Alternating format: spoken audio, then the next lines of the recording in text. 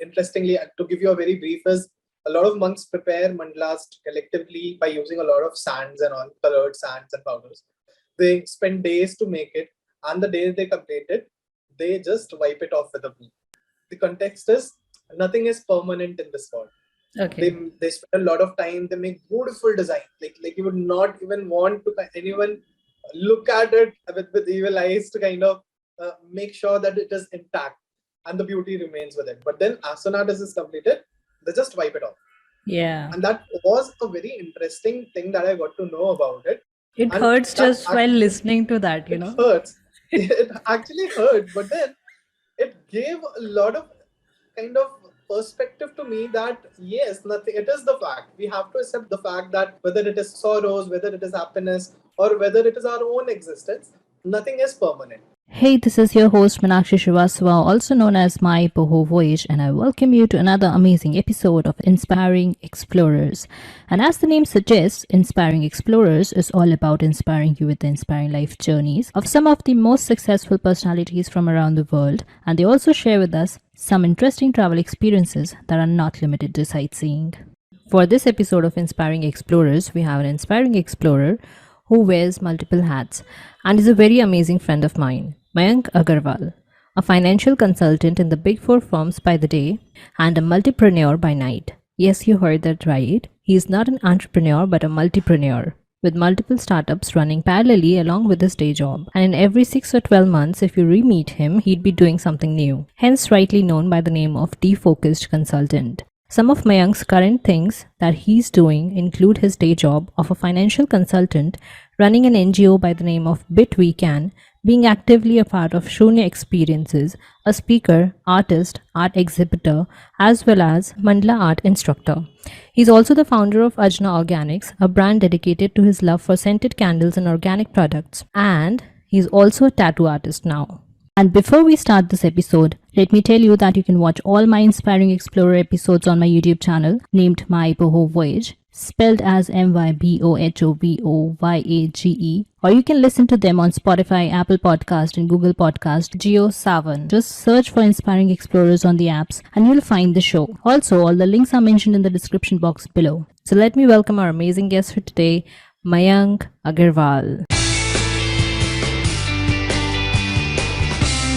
Welcome to Inspiring Explorers, Mayank. Super Thank excited you. to have you. So am I. Like after a long time, we are connecting like this, and Finally. let's see what this session has for me and for both of us.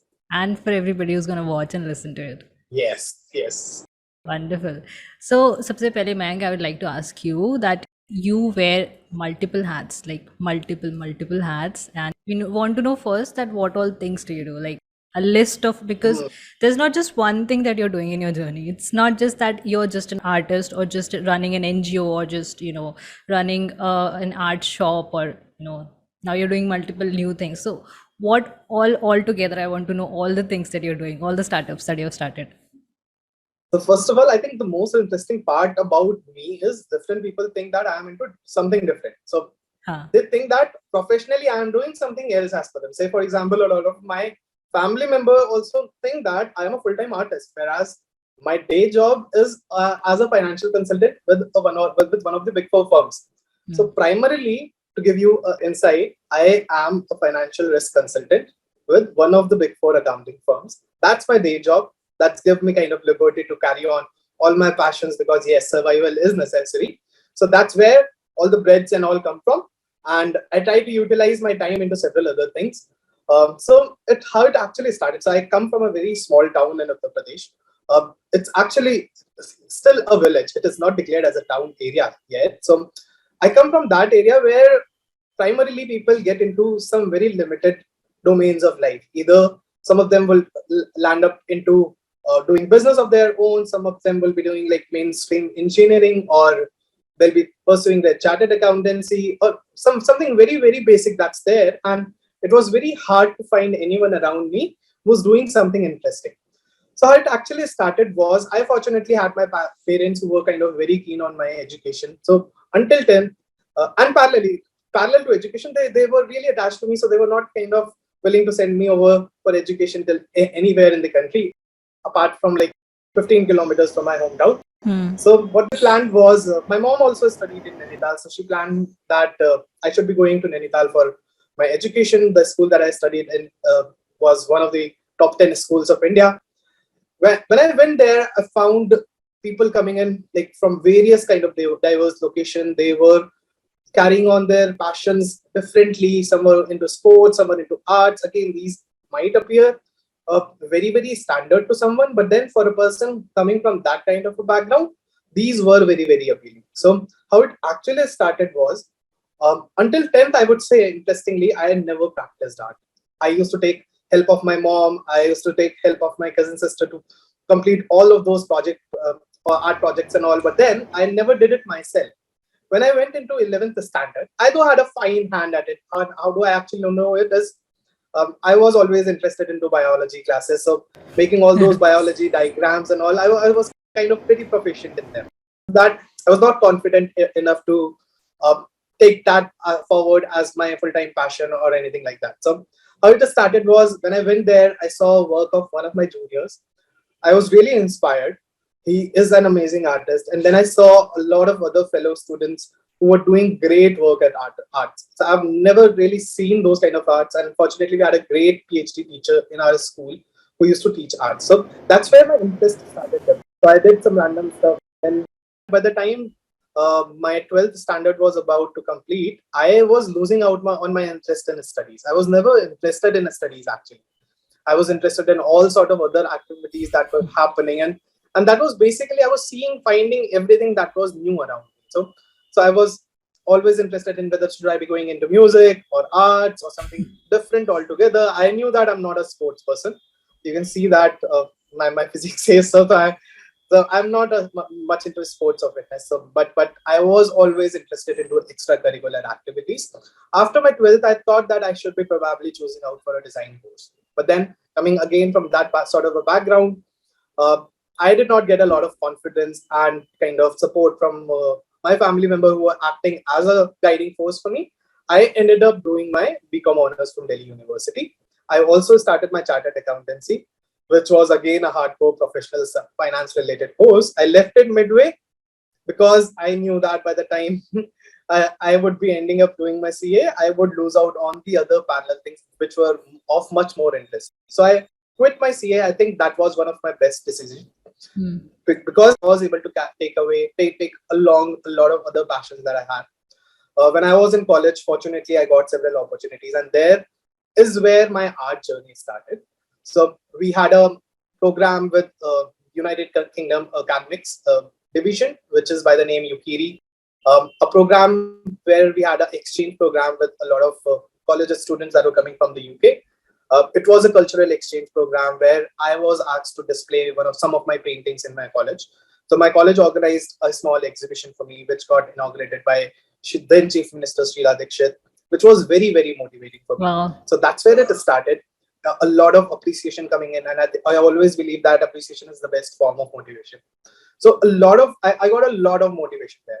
And then parallel to it, another consecutive event happened where a limited bunch of students were invited to Rashtrapati Bhavan. So I was one of them. So I consider myself still very lucky, and I still cherish that day where I was there in the Rashtrapati Bhavan because of my involvement into cultural activities. Oh, yeah. So that was really a pride moment for me. And then, and that's where I was able to give my family also a lot of validation. They were always worried, what will I actually be doing?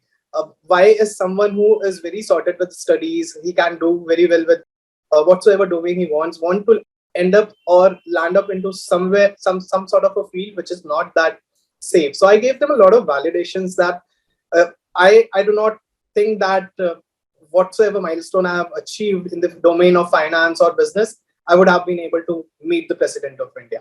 So I gave them that validation. Because of art, I was able to do that. I was able to see a lot of celebrities. It was again very appealing to me.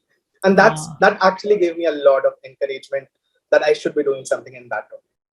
So that's where my art journey started. Wow. So making art is one thing, but how did you turn into an art instructor, taking mandala workshops? I never imagined that I would turn into an art instructor. And again, I had a lot of fear around me. I was always someone who was very introvert. I was someone who could just shiver on the stage like anything. I was very hesitant of cameras. I still am though, but I know that the only way I can cater this fear is by facing that fear. So that's something positive about me. So how it started was someone reached. I actually a short story before that. So I was working on an art-based platform back in 2014. So it was a project where we were trying to collaborate with all the artists to kind of provide workshops, to sell their paintings, and it was a great product that we were coming up. At least by my perspective, it was a great product. Every co-founder or founder says that. I had a team of people. So they also just had completed their graduation, and after that they had a little better plans, or I would say that the safer plans they could see. So they started with their plans and took a pause here because it was not going anywhere, because we were lacking on the technical front. So what happened was, at that point of time, I knew someone who was organizing art workshops in Delhi. Art workshops now is a very common concept, but back in 2014, it was something which was 2014, 2015, which was very, very surprising for anyone, where people could not believe that they could learn an art form within a span of a few hours. And also the fee associated was pretty high. People were always thinking that they will have to ideally go for an art course, which will be at least a 6-month or a 3-month course, and then they'll be able to grasp some understanding there. But someone in Delhi came up with this project where they were able to impart this knowledge of art by the mediums of workshop, and the end results were really amazing. Like, people were actually learning all those arts. They were able to showcase what they made within a very short span of time and with set of limited guidance. So that was a well-running project. So I reached out to that guy. I messaged him on Facebook that, hey, I want to meet. I have a pretty decent project with me, and just that I'm not able to pursue it alone. And I'm happy to hand it over to you. Would you like to take that forward? So we had a brief meeting. I told him about the project and all.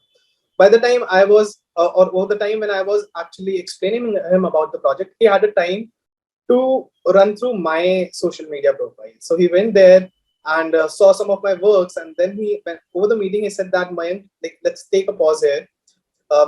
Let's take this part a little separate, whether or not we'll be able to kind of take this project forward or not, or whether will I be actually taking that project from you. Tell me if you will be able to organize a workshop for me. So that's where I started. So I did not want to say no, because that opportunity was really exciting. I will actually, and the major driving force for me, that I will eventually get something where I'll be able to face my fear. I was never a public speaker. I had that kind of fear in me, like deep fear in me, where I was always shivering whenever it came to like speaking to people. So I knew that somewhere it can only be handled if I start doing that. So I said yes. I delivered my first session for a group of like 15 people. It went amazing. And that again gave me a lot of confidence in myself. And I do not know from where that at that point of time, the journey of organizing workshops never stopped.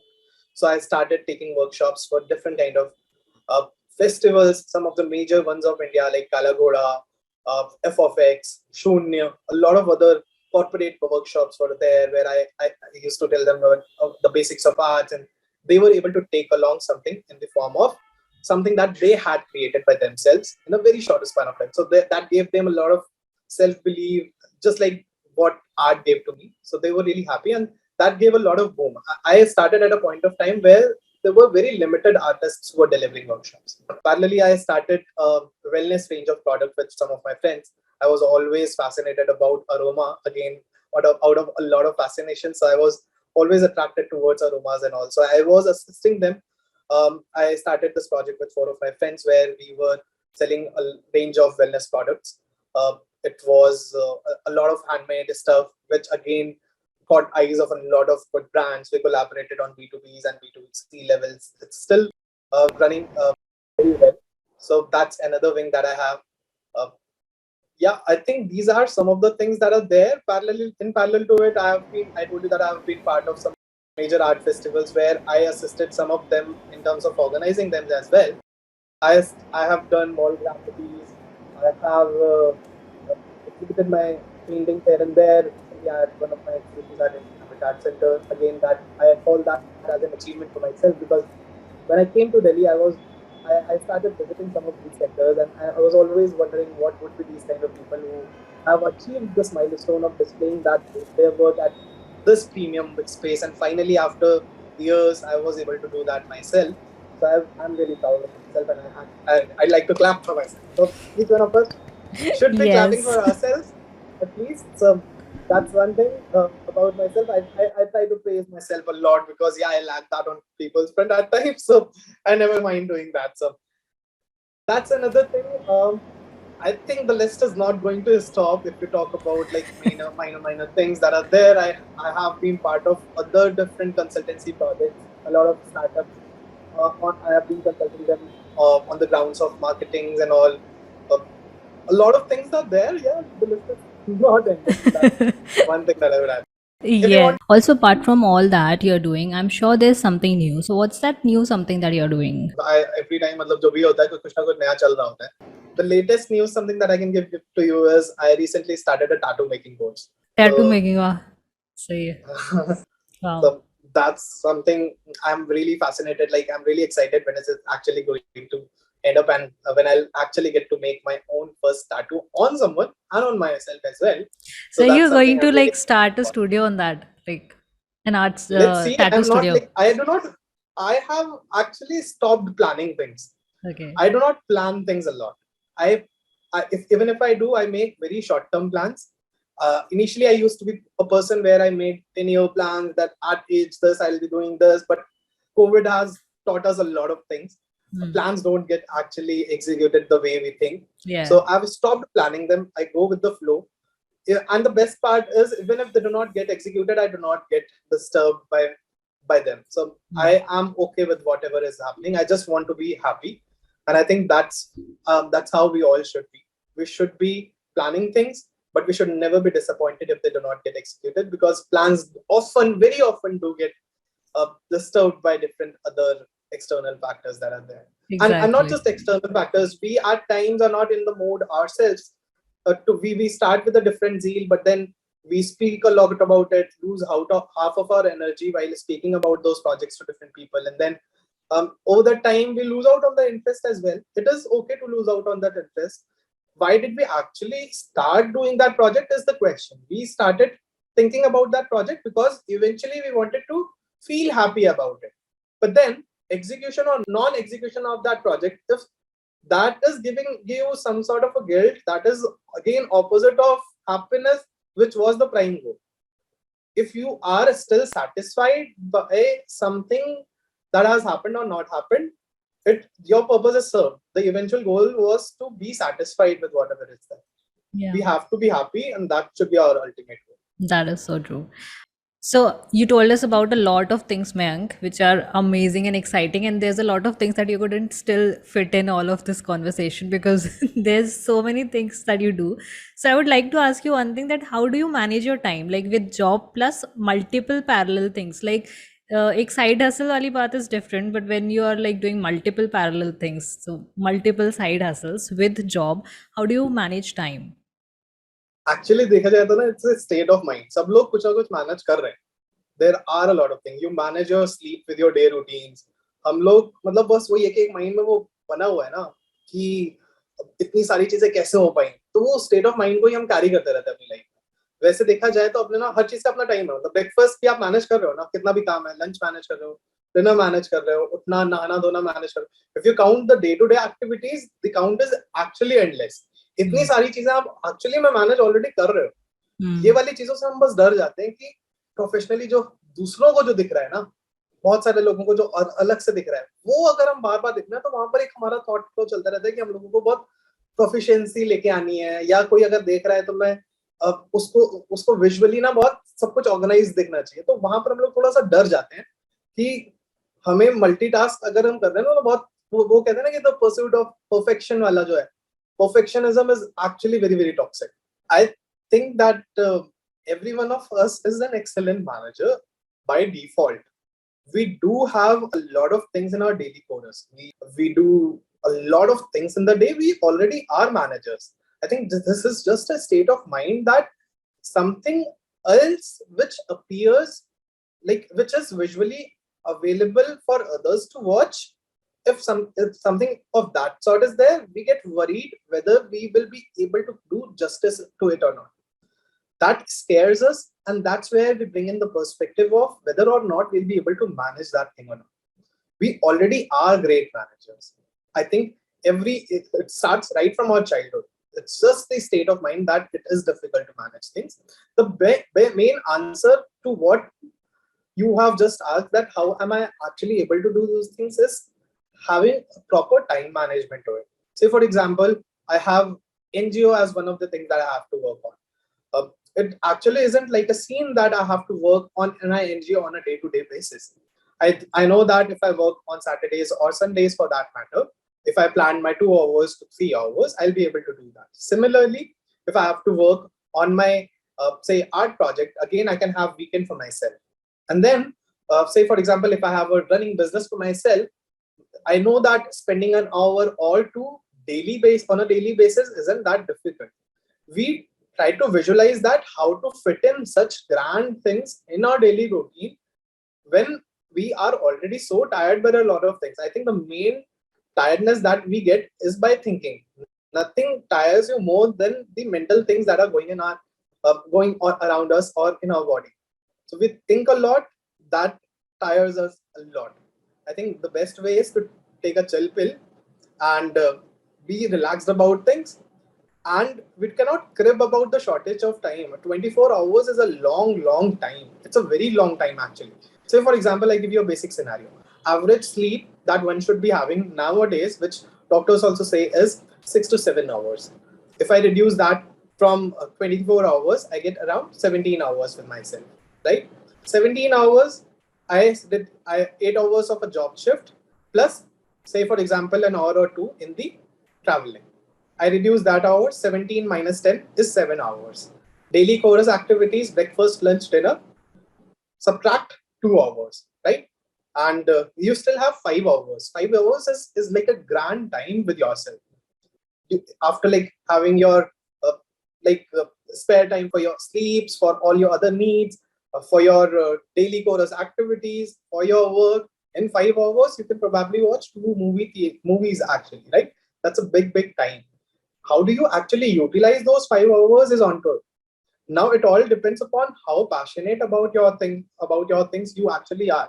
If you are passionate, probably you can reduce your sleep or sleep cycle by an hour or two, though it is highly not recommended and it is manageable, I think. But if you have your things, you will have to manage your way. And even if you're not doing things like I said in the previous part, it is all about being happy. If you are happy by not doing anything, that is also fine. Why do you have to do those things which are kind of troubling you? The goal is to be happy. By doing anything, we are just landing up in the scenario where we are troubling ourselves that we are not able to do so. The purpose is defeated. The purpose is not money. The purpose is happiness for anyone, for that matter, right?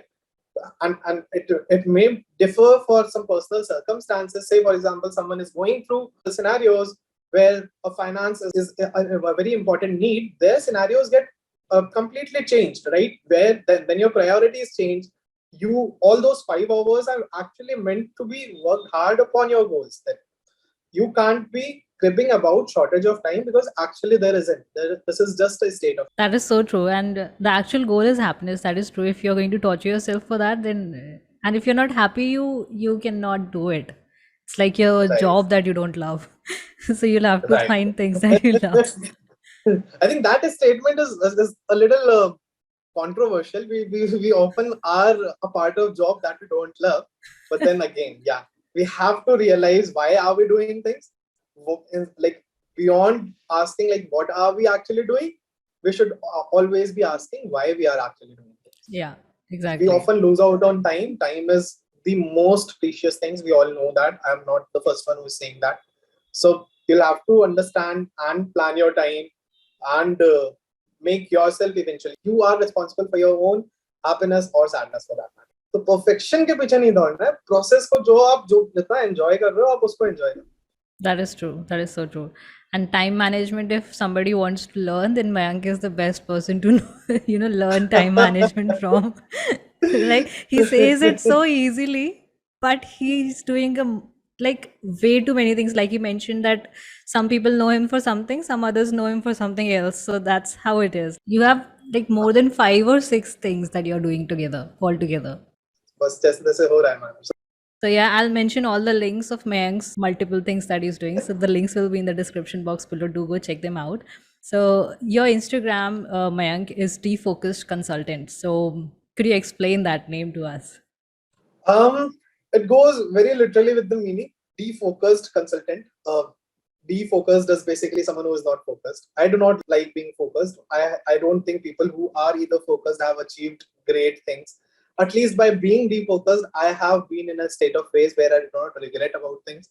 And I think one of the biggest regret that people have in life is that they have not done something at a particular stage of time, which they could have actually done. Say, for example, I land up at the age of 40 or 50. I do not want to crib about, hey, I did not learn guitar at that point of time, or probably I could have made some artwork, or I could have probably followed some other passion of mine. I do not want to. I never wanted to kind of regret or end up into that scenario where I regret about things.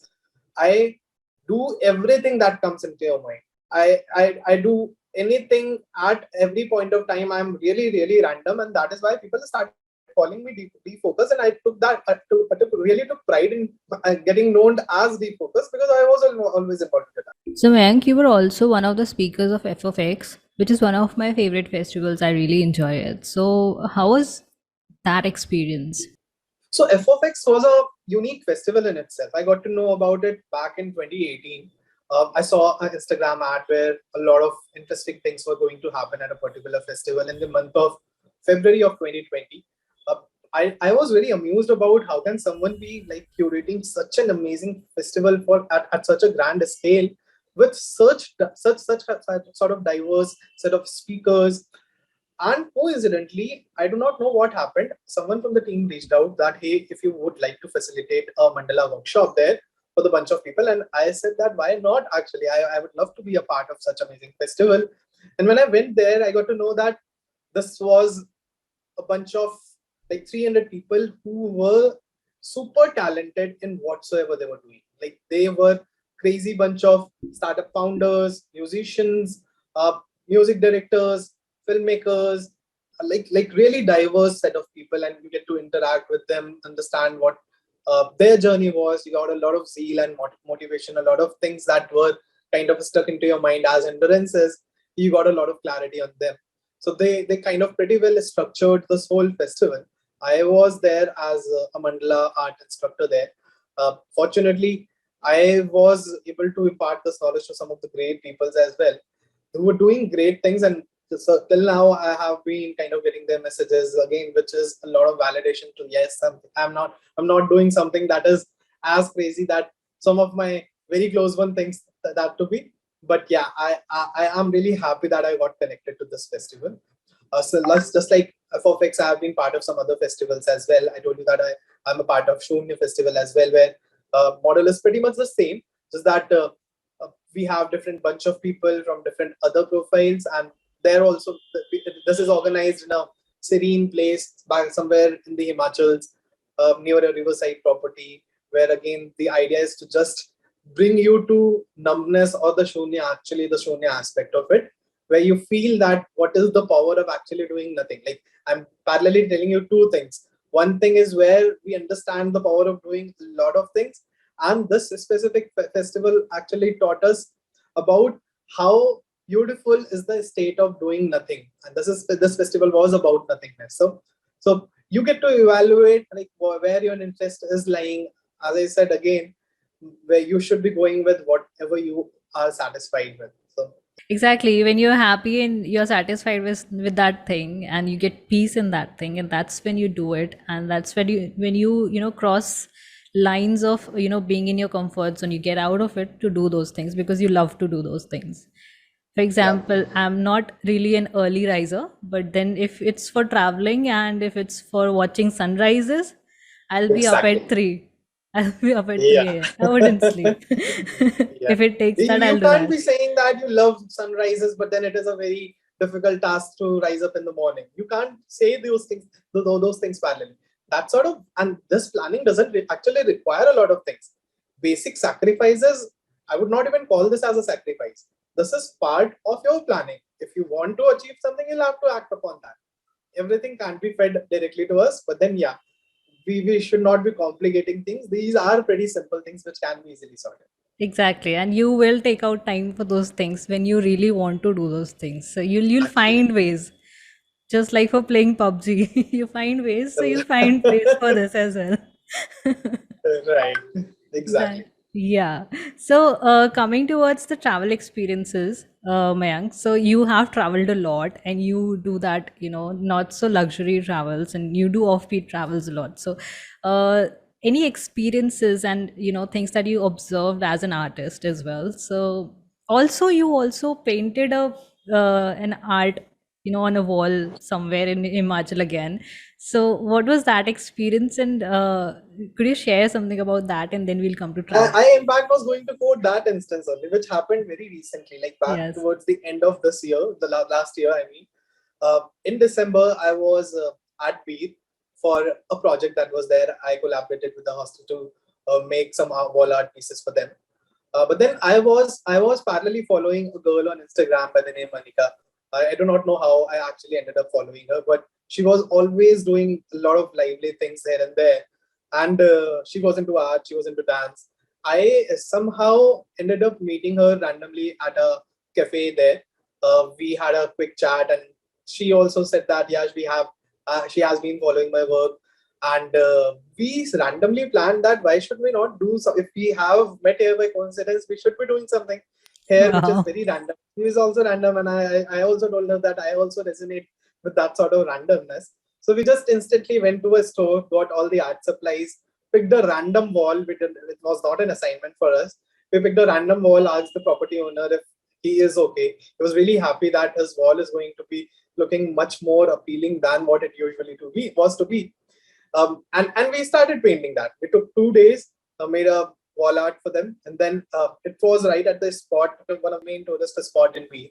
And that was a great experience. I mean, the randomness that was there, meeting a co-traveler or a fellow artist at a random place, and ending up making something which is lasting at a place. Like you left your memory, you left your presence there at that place. Exactly. So, till date, I would have received like a number of stories where people actually tagged us that hey, they loved our work, and they still are doing so.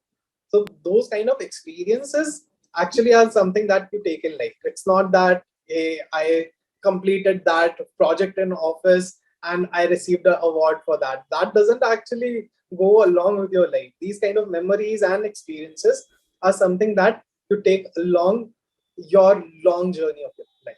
This is so cool, man. This is so cool. I did not know the entire story behind it, and I just saw it on Instagram, and I'm like, wow, that is so cool, man. And I want to do this next time. It was totally random. I want to did do not this know. next Yeah, we can definitely plan something like that. Yes, And that's I'm really awesome. excited for that.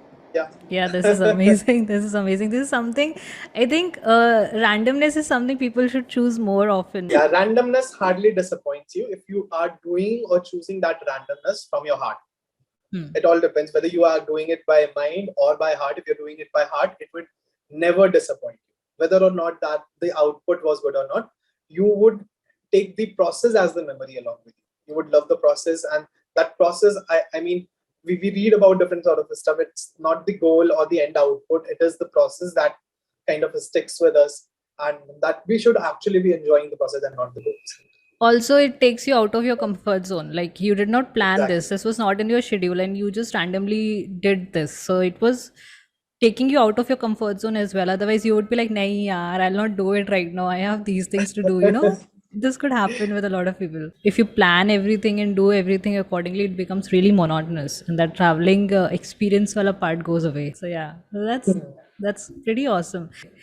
So let's come to the travel experiences, Mayank. So you have traveled a lot, and being an artist, you observe a lot of things. So any funny or weird experiences that you might have had while traveling?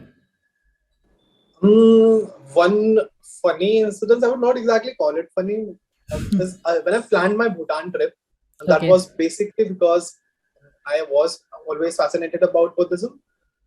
Another thing was I wanted to learn about mandala. Whatever I had read about mandala, it had a lot of context that Buddhists, people who follow Buddhism or Buddhists have been practicing mandalas since ages now.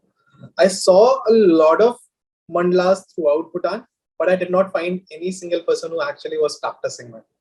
So it was a little weird thing for me. I was actually trying to figure out who all are there, and then there were some language barriers. A lot of them did not know English, and I wanted to, even if they were part of that exhibits where mandalas were drawn, they might not have directly drawn them, but then they have this in their curriculum. Like there is a lot of relevance of mandala in their day-to-day life. Interestingly, to give you a very brief, is a lot of monks prepare mandalas collectively by using a lot of sands and all, colored sands and powders. They spend days to make it, and the day they complete it, they just wipe it off with a broom. The context is nothing is permanent in this world. Okay. They spend a lot of time. They make beautiful design. Like you would not even want to anyone look at it with evil eyes to kind of make sure that it is intact and the beauty remains with it. But then as soon as this is completed, they just wipe it off. Yeah. And that was a very interesting thing that I got to know about it. It And hurts just while listening to that, you it know. hurts. It actually hurt, but then it gave a lot of kind of perspective to me that yes, nothing. It is the fact. We have to accept that the fact that whether it is sorrows, whether it is happiness, or whether it is our own existence, nothing is permanent. You get to learn a lot from experiences. Experiences are the ones that gives you, and specifically travel. You get to know about different cultures, languages, what is there in the mind of different people. Our set of beliefs would be completely different from a set of belief who is living like at a kilometers distance from us. Their belief might be like completely different. When we travel, we get to know about those kind of beliefs, perspectives, and then over the time, what happens is you are okay with things. Like when I say okay with things, like nothing actually surprises you. You are okay to accept people how they actually are. Whereas if we do not have that experiences, we find everything very uncomfortable if they are not happening as per us. Exactly. And that unnecessarily troubles no one else apart from us ourselves. We are the ones who only trouble ourselves. So when you travel, you get that exposure, and that teaches you a lot in life. Exactly. Travel does that to you. So again, another travel experience. So I am really, really fond of coincidences. I get really excited by whatever happens on coincidences. In fact, I had a detailed conversation about this with Rhythm as well. We both are believer of coincidences. Like we parallelly discussed upon how nothing is a coincidence, but then you do not find what actually was the reason of that coincidence. So I was once so that my when I was traveling to Bhutan, so that trip was along with the Northeast trip. So there was this guy in my office with whom I just used to have an exchange of eye, and once you have that for a long period of time, you start like those exchange of smile turns into the exchange of eyes turns into smiles and all. So I had that kind of basic smile exchange for 3 years. I had never spoken to that guy, and I went to the non-Griat double-decker road bridge trek, which was like going down 4,000 steps and then going, and that was not a very easy trek for me. When I went there, I found that guy towards the end of the trek sitting there and smoking. And when I, and then I finally met that person, got to know his name, and I was really wondering, like I see this person every day in my office for I've been seeing him for 3 years now, and where am I actually meeting this person? Another incident happened. So I, on the maternal side, on that same trip, when I was when I was in Bhutan, I was doing my trek to Tiger's Nest. A couple was walking on that trek, and I saw that a lady on that from that couple. That particular lady was not feeling very comfortable because it was a trek. I offered her some water, and I offered her some chickies that I had in my bag. I offered if you would like to have chickies. She got really fascinated. How do you have chickies here in Bhutan? So we started having some basic conversation that I am a Marwadi, and then I always have chickies or those sort of things in my bag. So she also that she again got really excited that hey, I am also a Marwadi. So on the maternal side, I have a big family. Yeah. We, cutting the story short, we found out that we are part of the same family WhatsApp group, and we have never met in the past. It is a group of like 100 people. We knew each other by name. We have never met each other. But then coincidentally, we are meeting at a Tiger's Nest trek there in Bhutan, where I just spoke to two people, and one of them turned out to be a relative who are part of the same WhatsApp. So these This are again like happens, part man.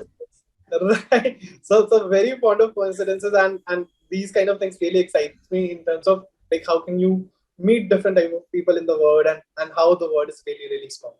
Exactly. That's so true, man. And but the universal coincidence to find one relative out of the two people that you just met, and Yes. only met in Bhutan. Like, Hmm. wow. So the Subway, I saw something on your Facebook and the Insights Out. So is that something that you're still doing? And if you're still doing, what is it?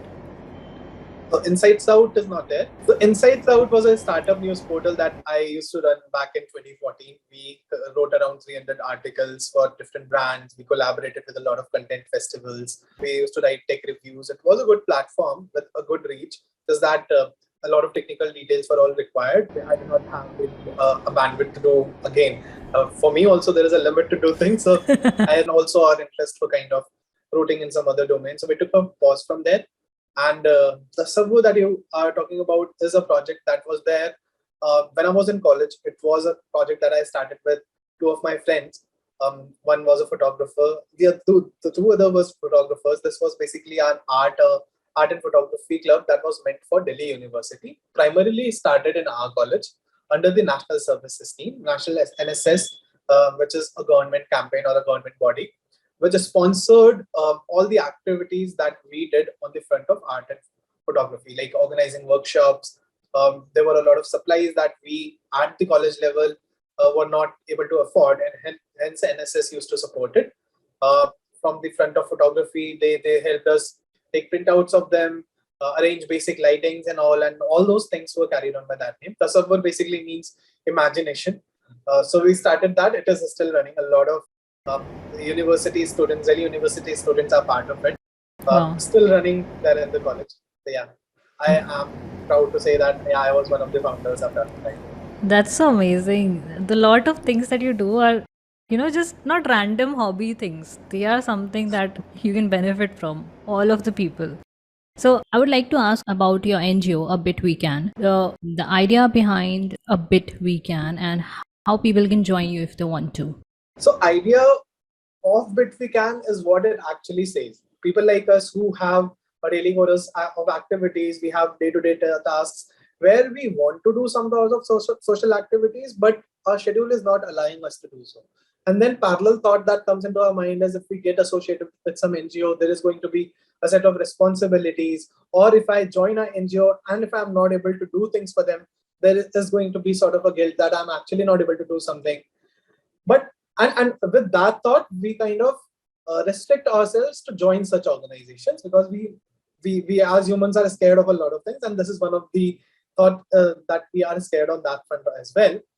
That's where we thought that we should be starting somewhere where people should not be uncomfortable doing these kind of activities because of some basic issues like time management and all those kind of things. So the name is Bit We Can, which means jitna bhi kar sake hum or whatever we can do. So we started rolling out campaigns and kind of pushing people to do very, very basic things in their life, which brings a positive impact in the society. And they can get a recognition of being a part of social organization from us, even if they are doing that basic activity. Like even if they are planting a single sapling in a year, they can get a membership certificate from us, and we are not going to ask much from them. If they're going to kind of help someone set up, say for example, a Paytm account, or if they are kind of helping anyone educate, like by a very basic thing, even if like for any social activity for that matter, can be categorized as one of the contributions to the society. So we pushed people like who are on the corporates and all to do those activities and we feel positive about themselves. And that's where we started Bit We Can. That's where we got attraction of a lot of people. They started supporting us, and that was serving the purpose. We kind of, a lot of people started believing in this idea. So that's where my NGO journey started. That is still running. We work on multiple causes. We work on mental health, but then we do a lot of random activities where we just ask people to do anything that brings happiness in their mind. So that's the goal of Bit We Can. If anyone wants to join or be a part of Bit We Can, they can reach out to me, or anyone. They can reach out on the Instagram of Bit We Can, or anywhere else. Any medium is good for us. That is so beautiful thing that Bit We Can does, and I think everybody can participate in that. You don't have to really be a part of Bit We Can. If you're doing something good, you are a part of Bit We Can. And I'll provide the links to connect in the description box below, so do go check them out. Thank you. Welcome. So Mayank, any last message for our listeners and viewers? Last messages: do not be kind of in a state where you think a lot. We should just act. Anything, we should be random. I think this is a lot of the things that we discussed was around randomness.